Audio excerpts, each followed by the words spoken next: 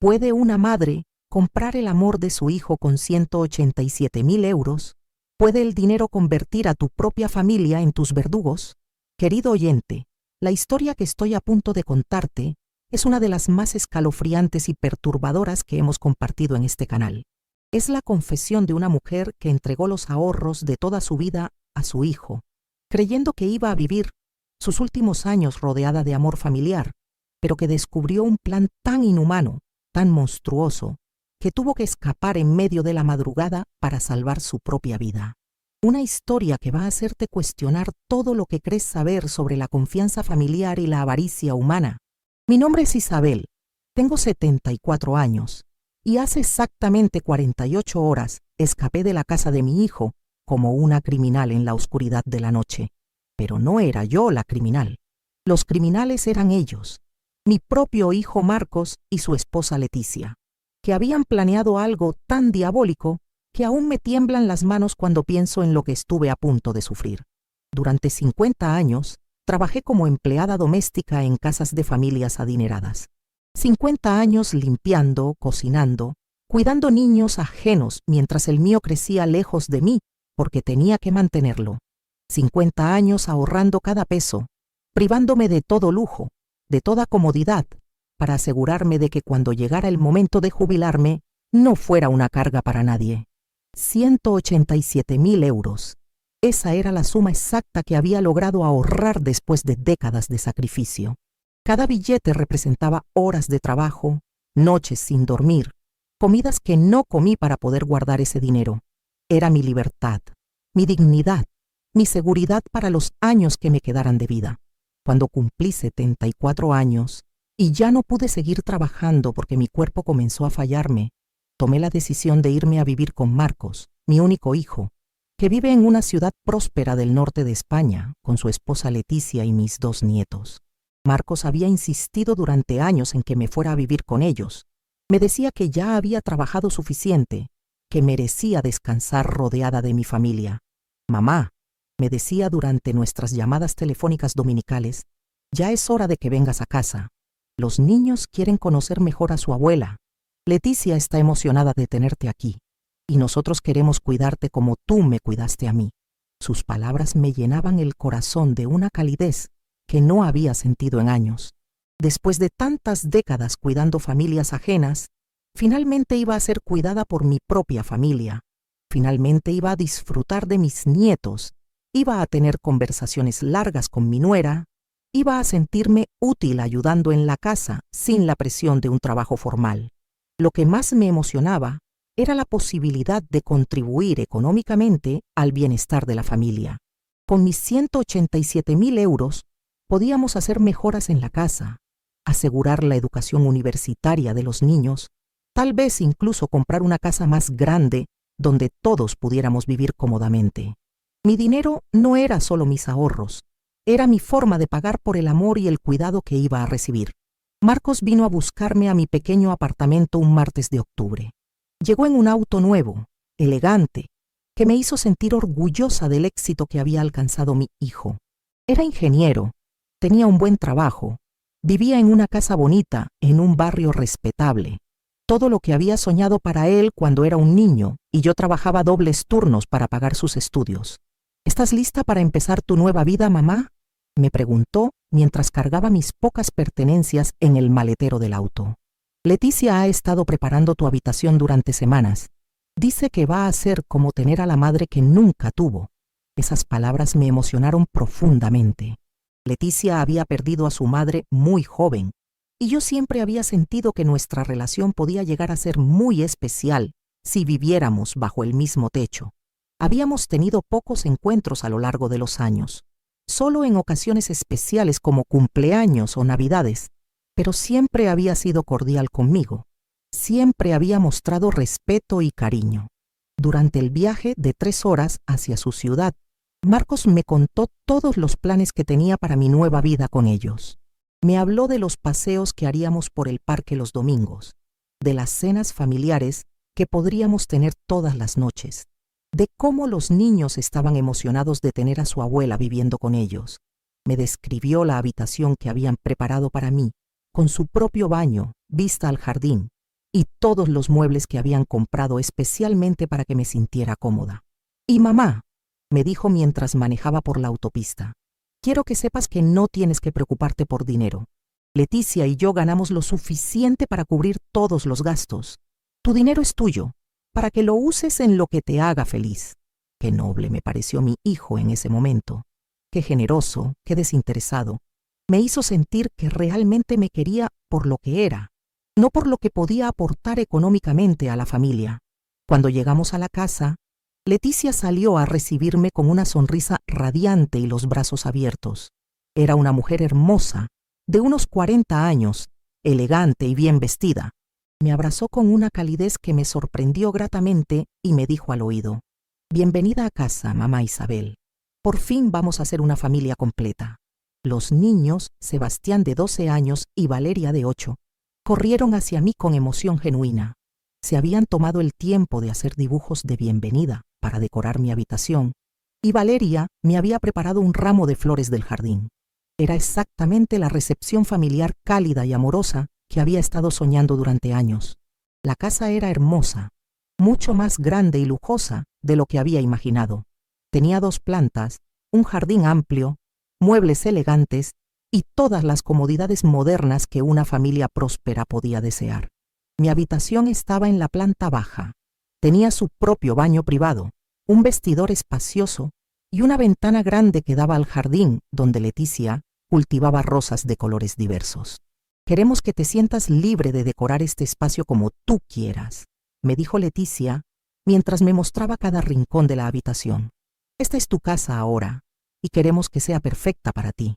Durante los primeros días todo fue exactamente como había soñado. Desayunábamos todos juntos antes de que Marcos se fuera al trabajo y los niños a la escuela. Leticia y yo pasábamos las mañanas conversando, haciendo las compras juntas, preparando la comida para cuando regresara la familia. Por las tardes, ayudábale a los niños con sus tareas escolares, les contaba historias de mi infancia, jugábamos juegos de mesa o veíamos películas juntos. Las noches eran especialmente hermosas. Cenábamos todos en la mesa del comedor, cada uno contando cómo había sido su día, haciendo planes para el fin de semana, riendo de las ocurrencias de los niños. Me sentía útil, querida, parte integral de una familia que me había recibido con amor genuino. Fue después de 2 semanas de esta felicidad doméstica que Marcos me sugirió que fuéramos al banco para organizar mis finanzas de manera más eficiente. «Mamá», me dijo durante el desayuno, «Leticia y yo hemos estado pensando que sería buena idea que transfirieras tu dinero a una cuenta conjunta conmigo. Así podrías seguir teniendo acceso a tus fondos, pero yo podría ayudarte a administrarlos mejor, hacer algunas inversiones inteligentes que te den mejor rendimiento». La propuesta me pareció sensata. Marcos era ingeniero, entendía de números y finanzas mucho mejor que yo. Además, vivir con ellos significaba que no iba a tener muchos gastos personales significativos. La idea de que mi dinero pudiera crecer en lugar de simplemente disminuir con el tiempo me resultaba atractiva. «Pero quiero que quede claro», le dije, «que ese dinero sigue siendo mío. Solo quiero que me ayudes a administrarlo mejor». «Por supuesto, mamá», me tranquilizó Marcos. «Nunca se me ocurriría pensar que ese dinero es mío. Solo quiero ayudarte a que te rinda más». Esa misma tarde fuimos al banco. Marcos había hecho cita con un asesor financiero que nos explicó diferentes opciones de inversión y administración de fondos. Todo sonaba muy profesional y conveniente. Al final, decidimos abrir una cuenta de inversión conjunta, donde yo mantendría el control principal, pero Marcos tendría acceso para hacer movimientos cuando fuera necesario. El proceso tomó varias horas. Hubo muchos documentos que firmar, términos legales que no entendía completamente, pero que Marcos me explicó pacientemente.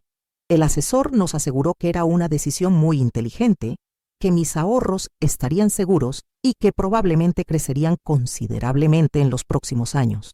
Cuando salimos del banco, me sentí aliviada y emocionada. Por primera vez en mi vida, tenía a alguien de confianza ayudándome con decisiones financieras importantes. No tenía que preocuparme por administrar mi dinero sola, por tomar decisiones equivocadas que pudieran poner en riesgo mi seguridad económica. Esa noche celebramos con una cena especial que Leticia había preparado. Brindamos con vino por mi nueva vida financiera inteligente, como la llamó Marcos. Los niños estaban emocionados porque papá les había explicado que ahora la abuela iba a tener más dinero para gastar en cosas divertidas para la familia. Ahora podremos hacer ese viaje a Disney que tanto han querido, les dijo Leticia a los niños, guiñándome el ojo con complicidad. La abuela Isabel va a poder llevarnos a todos. La idea me emocionó mucho. Llevar a mis nietos a Disney había sido un sueño que había acariciado durante años, pero que nunca había pensado que sería posible con mis ingresos limitados. Ahora, con mis ahorros siendo administrados inteligentemente, tal vez podríamos permitirnos esos lujos familiares que harían felices a los niños y crearían recuerdos hermosos para todos nosotros.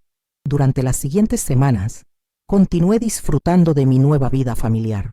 Los días pasaban en una rutina cómoda y satisfactoria. Me levantaba temprano para preparar el desayuno. Pasaba las mañanas con Leticia organizando la casa y haciendo las compras. Por las tardes recibía a los niños cuando llegaban de la escuela y les ayudaba con sus tareas. Y las noches las pasábamos todos juntos cenando y conversando sobre nuestros planes y sueños. Marcos revisaba conmigo el estado de mis inversiones cada semana. Me mostraba gráficas y números que indicaban que mi dinero estaba creciendo lentamente, pero de manera constante. Me explicaba términos financieros que yo no entendía completamente, pero su seguridad y conocimiento me tranquilizaban. Me sentía afortunada de tener un hijo tan inteligente y responsable cuidando de mis finanzas. Pero fue durante la cuarta semana que comencé a notar pequeños cambios en el comportamiento de Leticia. Cambios sutiles que al principio atribuía a estrés laboral o cansancio, pero que gradualmente comenzaron a formar un patrón que me inquietaba. Primero fue su tono de voz cuando me hablaba. Ya no era tan cálido y maternal como había sido durante las primeras semanas. Comenzó a sonar más impaciente, más condescendiente, como si hablar conmigo fuera una obligación molesta en lugar de un placer. Luego fueron sus comentarios sobre mis hábitos y rutinas. Comenzó a criticar la manera en que lavaba los platos, la forma en que doblaba la ropa, los programas de televisión que me gustaba ver, pequeñas correcciones constantes que me hacían sentir como si fuera una empleada doméstica ineficiente en lugar de la matriarca de la familia. Isabel, me decía con una sonrisa forzada, creo que sería mejor si dejaras que yo me encargara de la cocina. Tu manera de sazonar es un poco diferente a lo que están acostumbrados los niños. Oh, Isabel, te agradecería que no movieras mis cosas cuando limpias la sala. Tengo todo organizado de una manera específica. Cada comentario, por sí solo, podría haber sido considerado una sugerencia razonable de una mujer que quería mantener su casa organizada de cierta manera. Pero la frecuencia y el tono con que llegaban comenzaron a hacerme sentir como una intrusa en lugar de un miembro querido de la familia. También noté que Marcos había comenzado a pasar menos tiempo conmigo. Durante las primeras semanas, se quedaba después de la cena conversando conmigo sobre su trabajo, sus planes, sus recuerdos de infancia. Ahora, inmediatamente después de cenar, se disculpaba diciendo que tenía trabajo que terminar en su oficina, o que él y Leticia necesitaban discutir asuntos importantes de la familia en privado. Los niños seguían siendo cariñosos conmigo, pero también noté que Leticia había comenzado a programar más actividades extracurriculares para ellos. Clases de piano, entrenamientos de fútbol, citas para jugar con amigos, actividades que los mantenían fuera de la casa y lejos de mí durante la mayor parte de las tardes. Cuando le pregunté a Leticia sobre la súbita intensificación del horario de los niños, me explicó que era importante que tuvieran vidas sociales activas y que desarrollaran sus talentos mientras eran jóvenes. No queremos que se vuelvan demasiado dependientes de estar en casa todo el tiempo, me dijo con una sonrisa que no llegaba a sus ojos. Es saludable que tengan sus propias actividades o intereses. Aunque su explicación sonaba razonable, no pude evitar sentir que me estaban aislando sistemáticamente de la vida familiar que había esperado disfrutar. Fue entonces cuando comencé a escuchar conversaciones entre Marcos y Leticia que me llenaron de una inquietud que no podía ignorar. Una noche, no pude dormir debido a un dolor de espalda que me había estado molestando durante varios días. Decidí ir a la cocina a prepararme una taza de té de manzanilla, que siempre me ayudaba a relajarme. Cuando bajé las escaleras, escuché voces que venían de la oficina de Marcos. La puerta estaba entreabierta, y aunque no era mi intención espiar, no pude evitar escuchar fragmentos de una conversación que me heló la sangre. «No podemos esperar mucho más tiempo», estaba diciendo Leticia en voz baja, pero urgente. «Ya tenemos el dinero, y ella está empezando a hacer demasiadas preguntas sobre los estados de cuenta. Solo necesitamos un poco más de tiempo para transferir todo», respondió Marcos. «El proceso tiene que verse natural, gradual. Si movemos todo de una vez, puede sospechar». «Pues entonces aceléralo», insistió Leticia, «porque yo no puedo seguir fingiendo que me gusta tenerla aquí mucho más tiempo. Me está volviendo loca tener que actuar como la nuera perfecta las 24 horas del día». Mi corazón comenzó a latir tan fuerte que temí que pudieran escucharlo desde la oficina. ¿De qué dinero estaban hablando? ¿Por qué Leticia tenía que fingir que le gustaba tenerme en casa? ¿Qué proceso tenía que acelerarse? «Una vez que tengamos todo el dinero transferido a nuestras cuentas», continuó Marcos, «podemos comenzar la siguiente fase del plan». «¿Y estás seguro de que va a funcionar?», preguntó Leticia. «El abogado nos aseguró que si conseguimos que firme los documentos de incapacidad mental voluntaria, podemos internarla legalmente sin que nadie haga preguntas, especialmente si nosotros, como su familia más cercana, argumentamos que ya no puede cuidarse sola». La taza de té que tenía en las manos se me cayó al suelo, haciéndose pedazos con un ruido que sonó como un grito en el silencio de la noche. Me quedé paralizada, incapaz de moverme, incapaz de procesar completamente lo que acababa de escuchar. Las voces en la oficina se detuvieron abruptamente. Escuché pasos acercándose hacia la puerta. «¿Qué fue eso?», susurró Leticia. «Debe haber sido el gato», respondió Marcos. «O tal vez algo se cayó en la cocina». Logré reaccionar lo suficiente como para agacharme y comenzar a recoger los pedazos de la taza rota, tratando de parecer como si acabara de llegar a la cocina y hubiera tenido un accidente normal. Mis manos temblaban tanto que apenas podía sostener los fragmentos de porcelana. Marcos apareció en la entrada de la cocina unos segundos después. «¿Mamá? ¿Estás bien? ¿Qué pasó?» «Se me cayó la taza», logré decir con voz temblorosa. «Lo siento, no quería despertar a nadie». «No te preocupes», me dijo, pero noté que me observaba con una expresión extraña, como si tratara de determinar cuánto tiempo había estado yo ahí. «¿No puedes dormir?» «Tenía dolor de espalda», murmuré evitando hacer contacto visual con él. «Solo quería prepararme un té». «Ve a acostarte, mamá. Yo limpio esto. Mañana podemos hablar con el médico sobre tu dolor de espalda si no mejora».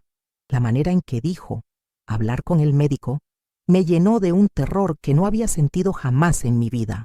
Después de lo que había escuchado, cada palabra de Marcos sonaba como una amenaza velada. Regresé a mi habitación con el corazón palpitando violentamente y la mente corriendo a 1000 por hora. ¿Qué significaba exactamente lo que había escuchado? ¿Estaban planeando robar mi dinero? ¿Estaban planeando internarme en algún tipo de institución? ¿Qué documentos de incapacidad mental voluntaria? Pasé el resto de la noche despierta, analizando cada conversación, cada gesto, cada momento extraño de las últimas semanas. Lentamente, como un rompecabezas macabro que se va armando pieza por pieza, comencé a entender que todo lo que había experimentado como amor familiar había sido una actuación cuidadosamente orquestada.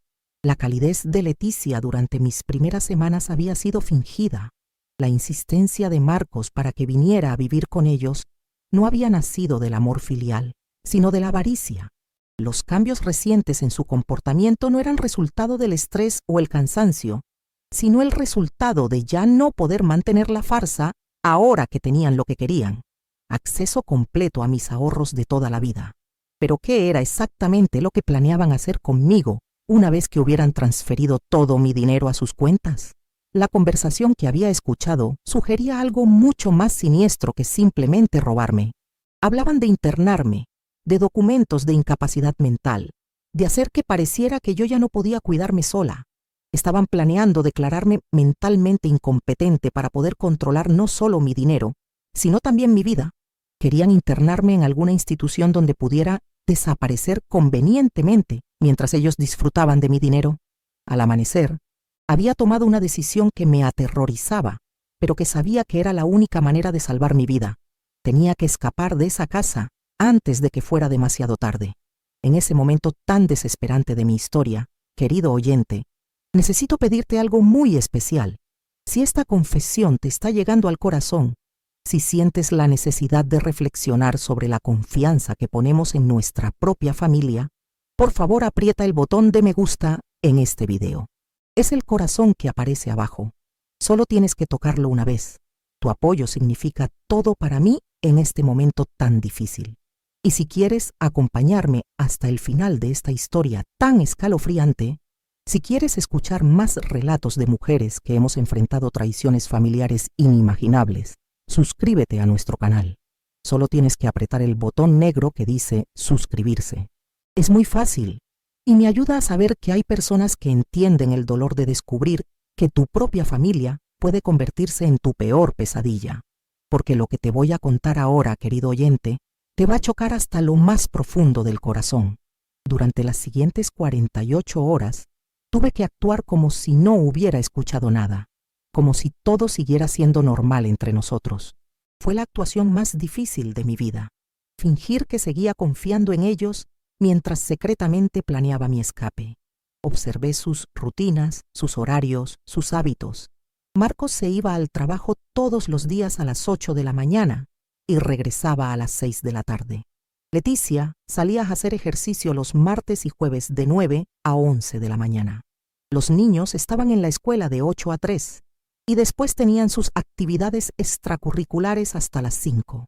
El martes por la mañana, cuando Leticia salió a hacer ejercicio, intenté acceder a la computadora de Marcos para revisar el estado real de mis finanzas, pero necesitaba una contraseña que no conocía. Lo intenté con fechas familiares importantes, nombres de los niños, pero nada funcionó. Decidí buscar documentos físicos en su oficina. En uno de los cajones de su escritorio, encontré una carpeta etiquetada con mi nombre. Cuando la abrí, descubrí copias de todos los documentos que había firmado en el banco, pero también otros documentos que no recordaba haber firmado jamás.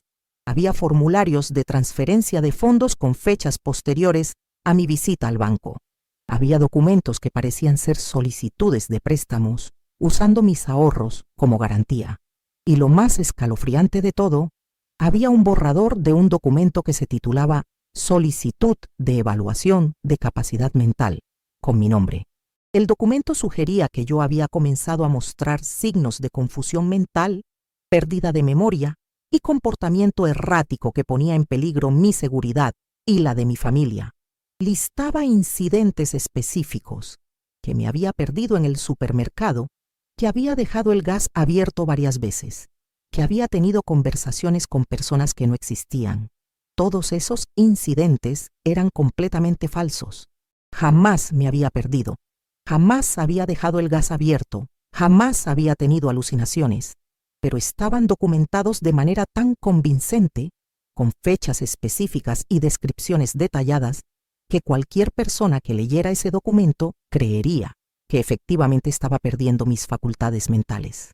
Al final del documento, había una recomendación de que yo fuera internada en una institución especializada para mi propia seguridad y la tranquilidad de mi familia.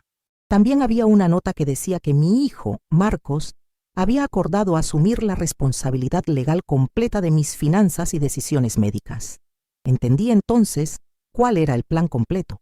No solo querían robar mi dinero, sino que querían hacerme desaparecer legalmente. Una vez que me declararan mentalmente incompetente y me internaran, tendrían control total de mis finanzas sin tener que preocuparse por mi presencia o mis preguntas inconvenientes. Y lo más diabólico de todo era que habían planeado cada detalle para que pareciera completamente legal y justificado.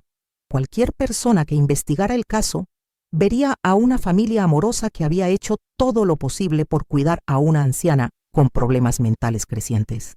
Fotografié todos los documentos con mi teléfono celular, asegurándome de capturar cada página, cada firma, cada fecha. Necesitaba evidencia de lo que estaban planeando en caso de que tuviera que explicárselo a las autoridades más tarde. Cuando Leticia regresó de hacer ejercicio, yo ya estaba de vuelta en la cocina, fingiendo que había estado preparando el almuerzo toda la mañana. Pero mi actuación ya no era tan convincente como antes. Mis manos temblaban, mi voz sonaba forzada y me costaba hacer contacto visual con ella. ¿Estás bien, Isabel?, me preguntó Leticia, pero había algo en su tono que me hizo sospechar que ya sabía que yo había descubierto algo. Te ves un poco pálida. Solo estoy cansada, murmuré. No dormí muy bien anoche. Tal vez deberías descansar esta tarde, me sugirió. Marcos y yo hemos estado hablando y pensamos que tal vez sería buena idea que te hicieras un chequeo médico general, solo para asegurarnos de que estés completamente saludable. La manera en que dijo chequeo médico me confirmó mis peores sospechas. Ya habían comenzado a implementar su plan. Probablemente ya tenían cita con algún médico que estaría dispuesto a diagnosticar problemas mentales que no existían.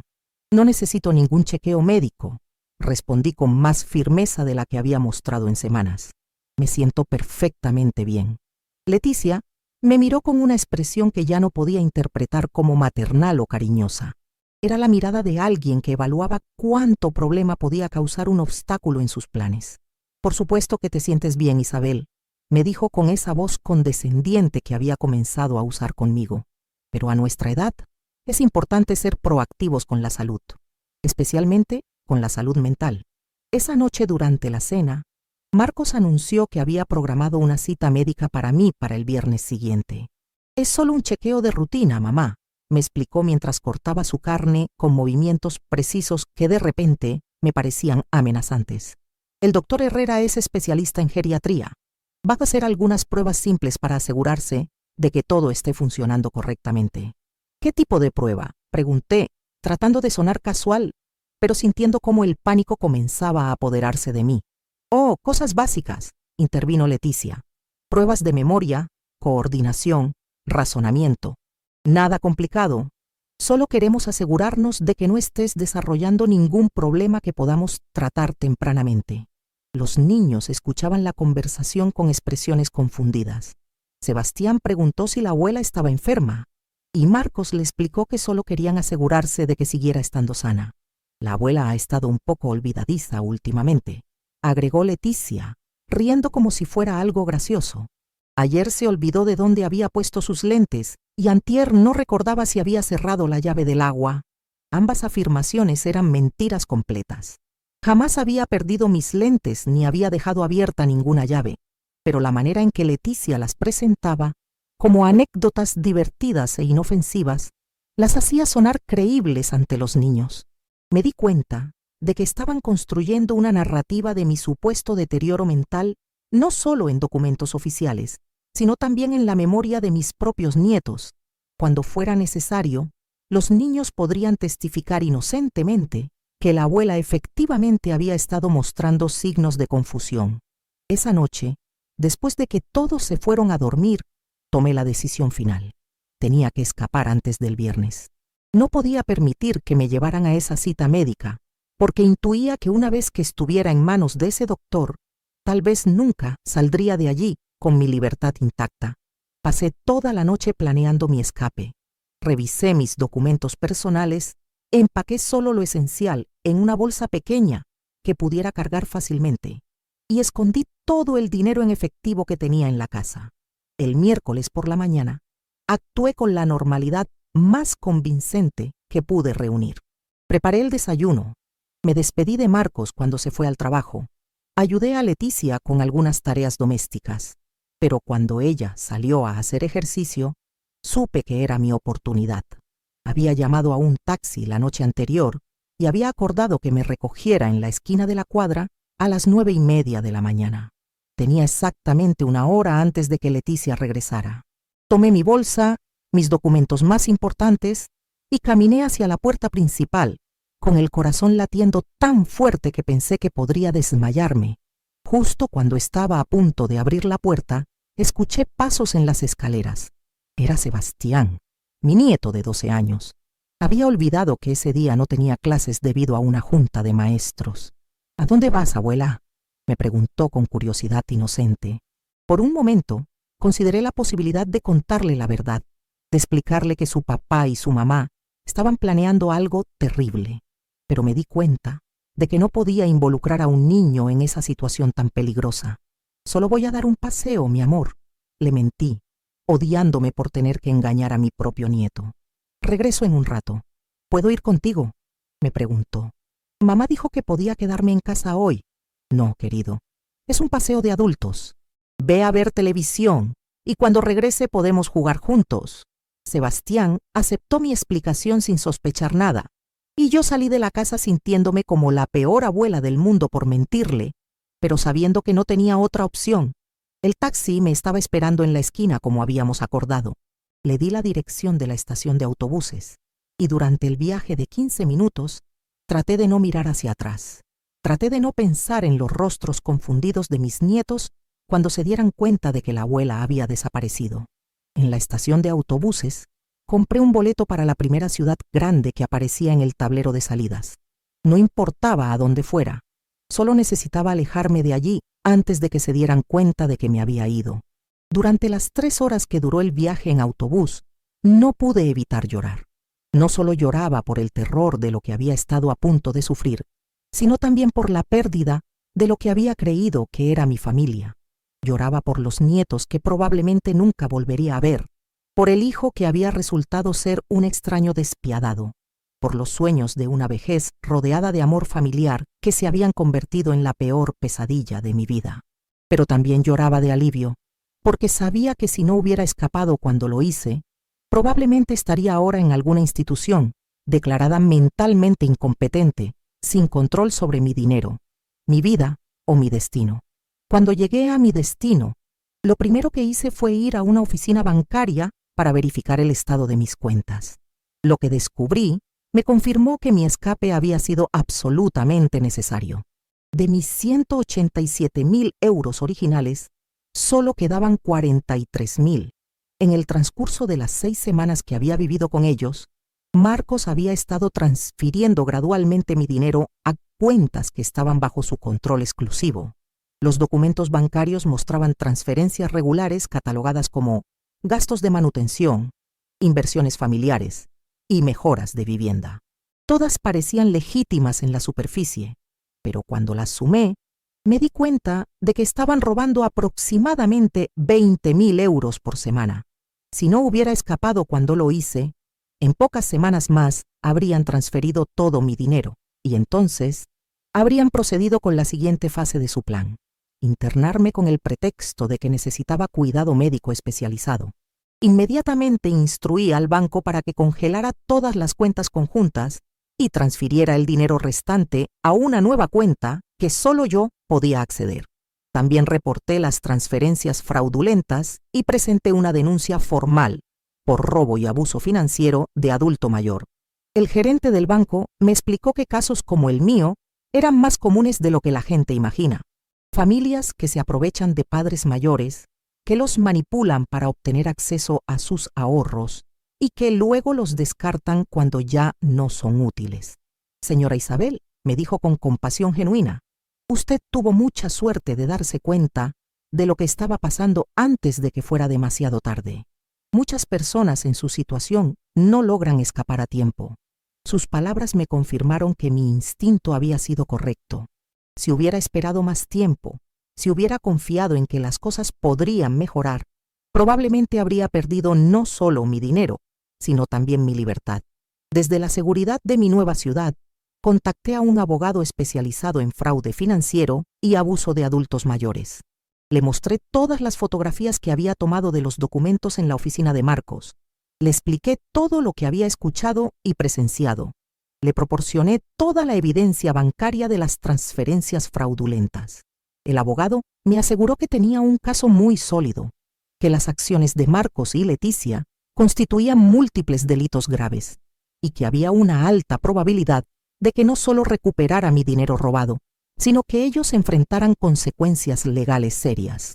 Pero tengo que advertirle, señora Isabel, me dijo con honestidad, procesar legalmente a su propia familia va a ser emocionalmente muy difícil.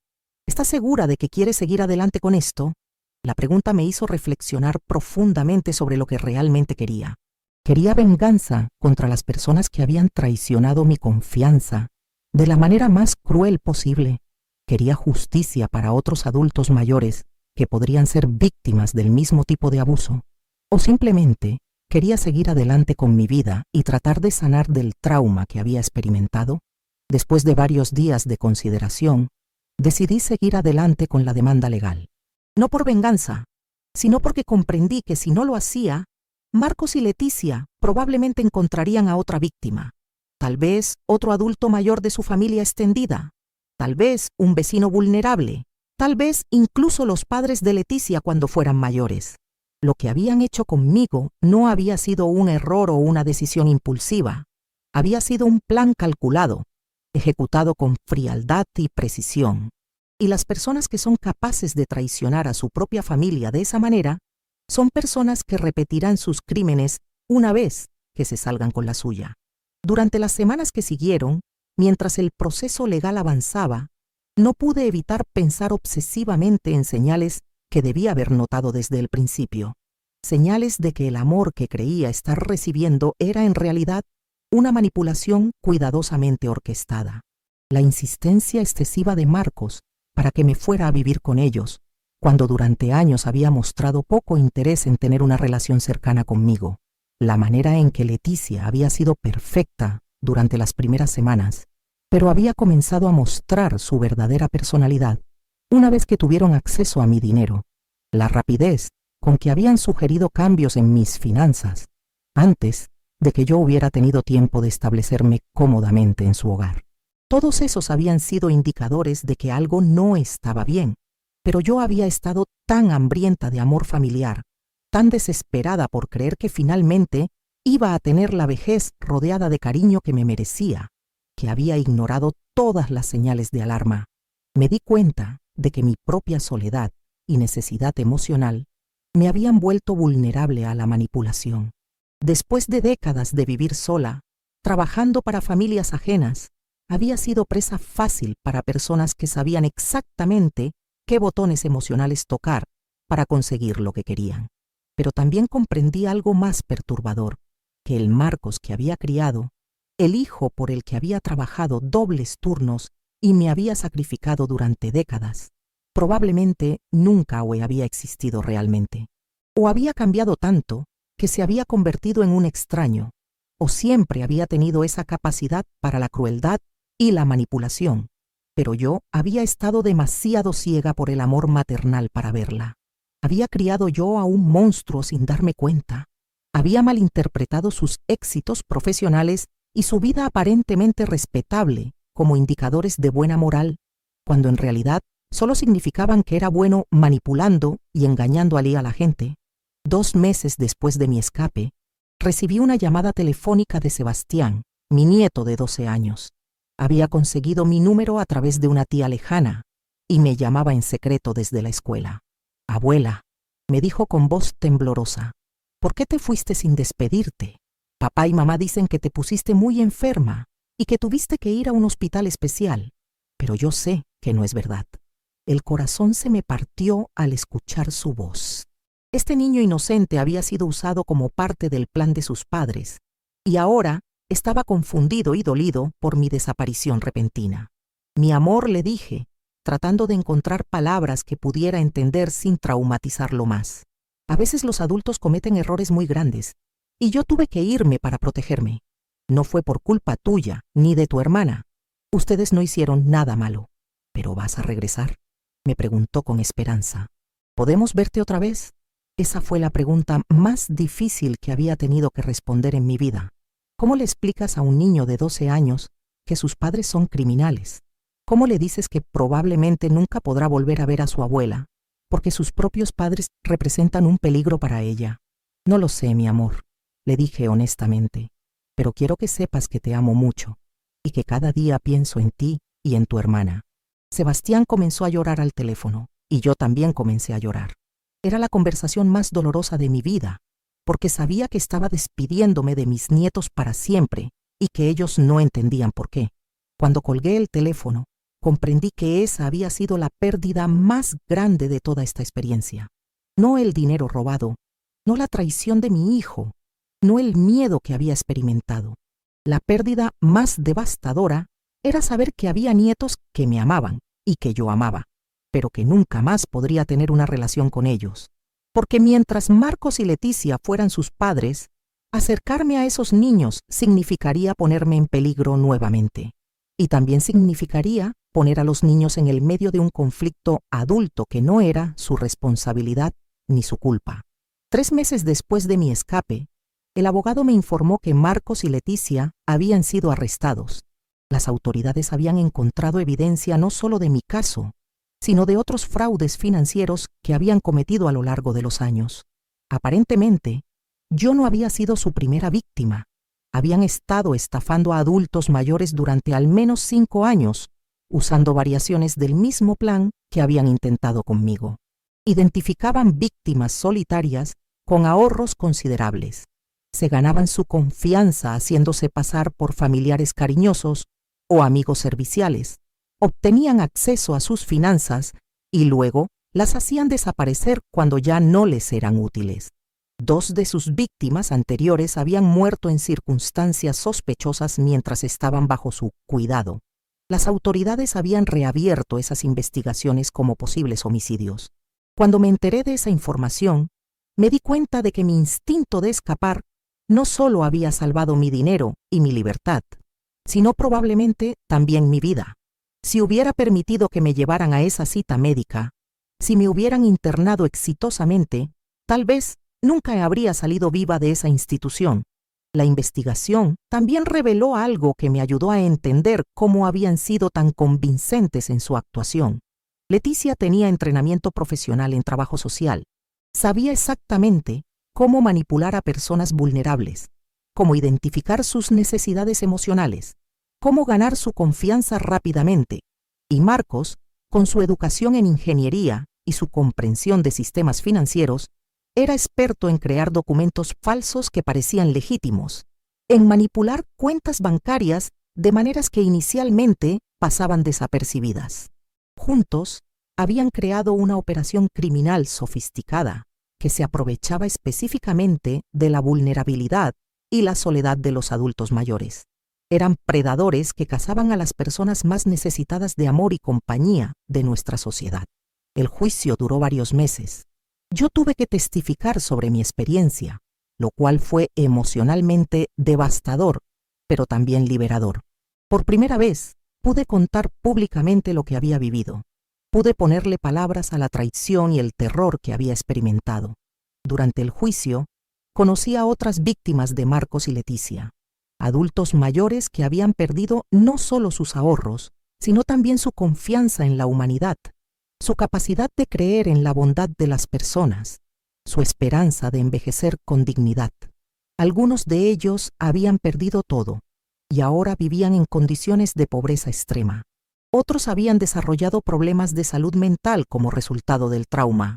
Todos cargábamos las cicatrices de haber confiado en las personas equivocadas en el momento más vulnerable de nuestras vidas. Pero también encontré en ese grupo de víctimas una fuerza y una resiliencia que no esperaba.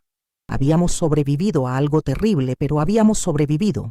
Habíamos sido engañados, pero habíamos encontrado el valor de buscar justicia.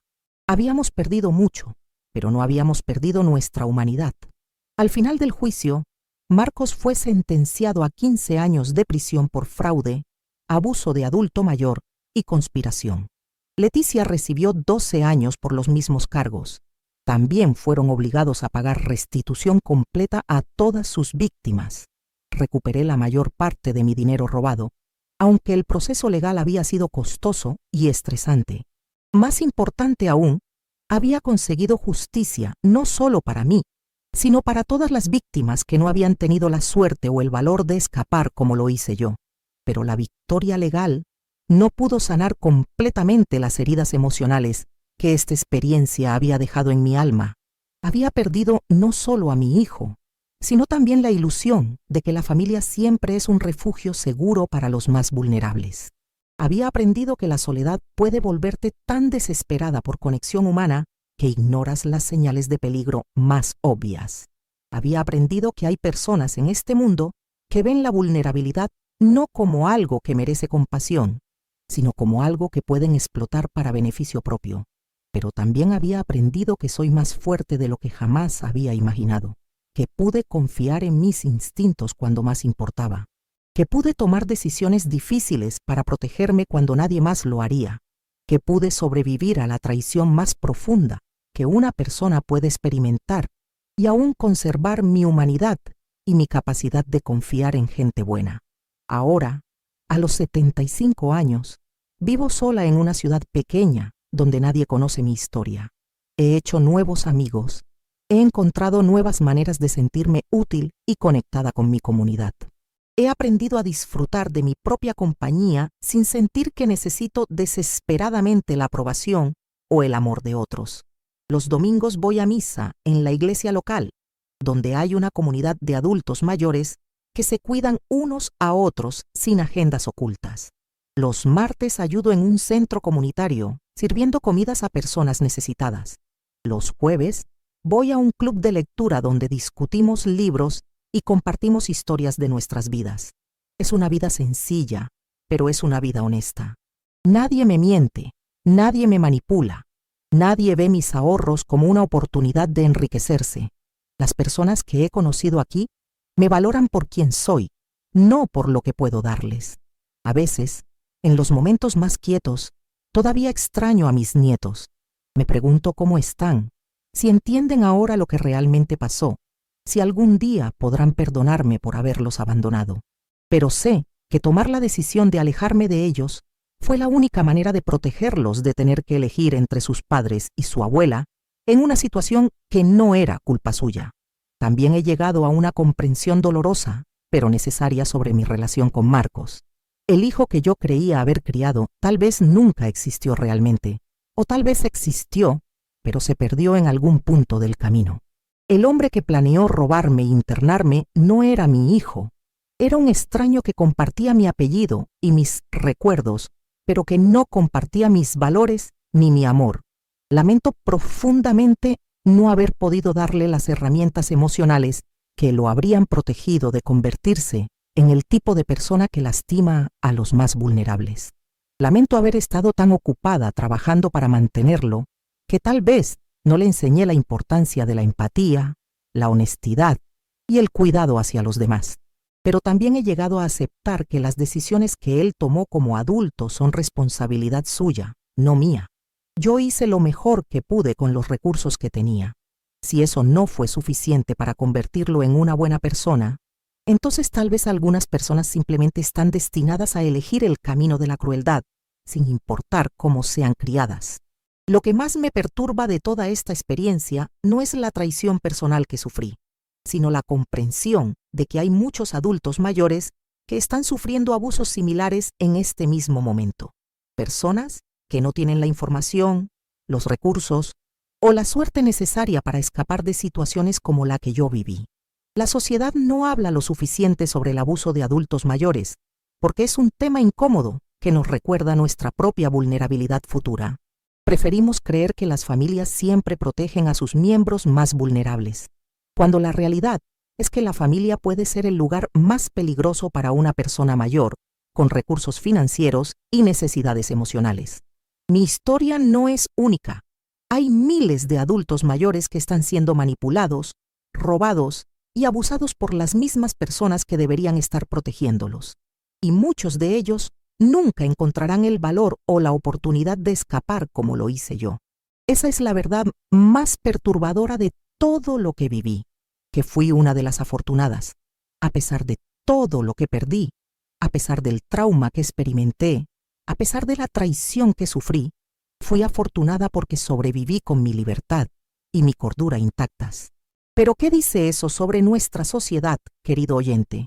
¿Qué dice sobre nosotros como seres humanos que una mujer de 74 años tenga que considerarse afortunada por haber escapado de un plan para robar sus ahorros de toda la vida e internarla contra su voluntad? ¿Qué dice sobre nuestros valores que algunos adultos vean a sus padres mayores no como seres humanos que merecen amor y respeto, sino como oportunidades financieras que deben ser explotadas antes de que sea demasiado tarde? Tal vez la lección más importante de mi historia no es que debemos desconfiar de nuestras familias, sino que debemos crear una sociedad donde los adultos mayores tengan múltiples redes de apoyo, donde la vulnerabilidad sea protegida en lugar de explotada, donde el envejecer no signifique volverse invisible para un mundo que solo valora la juventud y la productividad. Tal vez debemos enseñar a nuestros hijos que cuidar a nuestros padres mayores no es una carga o una oportunidad, sino un privilegio y una responsabilidad moral que define quiénes somos como seres humanos. Y tal vez, más que nada, debemos recordar que detrás de cada adulto mayor hay una vida completa, una historia rica, una persona que ha contribuido al mundo y que merece terminar sus días con dignidad, respeto y amor genuino. Porque al final, querido oyente, todos vamos a envejecer. Todos vamos a volvernos vulnerables. Todos vamos a necesitar que alguien cuide de nosotros con compasión, en lugar de vernos como una oportunidad para enriquecerse. La manera en que tratamos a nuestros adultos mayores hoy determina cómo seremos tratados cuando llegue nuestro turno de ser los vulnerables. Querido oyente, si esta historia ha removido algo dentro de tu corazón, si te ha hecho reflexionar sobre la importancia de proteger a los más vulnerables de nuestra sociedad, por favor aprieta el botón de me gusta que aparece abajo. Solo tienes que tocarlo una vez, y me ayuda a saber que mi experiencia puede servir para educar y proteger a otros. Y si quieres seguir escuchando historias como esta, historias que iluminan los problemas más oscuros de nuestra sociedad, pero que también celebran la fuerza y la resiliencia del espíritu humano, suscríbete a nuestro canal. Solo tienes que apretar el botón negro que dice suscribirse. Es muy fácil y nos ayudas a seguir compartiendo estos relatos importantes. Te invito también a que me cuentes en los comentarios si has vivido algo similar, si conoces a algún adulto mayor que pueda estar en una situación de vulnerabilidad, si tienes ideas sobre cómo podemos proteger mejor a nuestros ancianos. Tu voz y tu experiencia pueden ayudar a salvar vidas. Recuerda que todos los días estamos aquí, esperándote con nuevos relatos que van a llegarte hasta lo más profundo del alma. Historias de personas que han enfrentado las pruebas más difíciles de la vida y han encontrado maneras de sobrevivir, de sanar y de seguir adelante con esperanza. Porque al final, querido oyente, la verdad siempre es más poderosa que la mentira más elaborada. Y la justicia, aunque a veces tarde en llegar, siempre encuentra su camino hacia la luz. Cuida de los adultos mayores en tu vida. Respeta su sabiduría, protege su vulnerabilidad y recuerda que un día tú también vas a necesitar que alguien haga lo mismo por ti.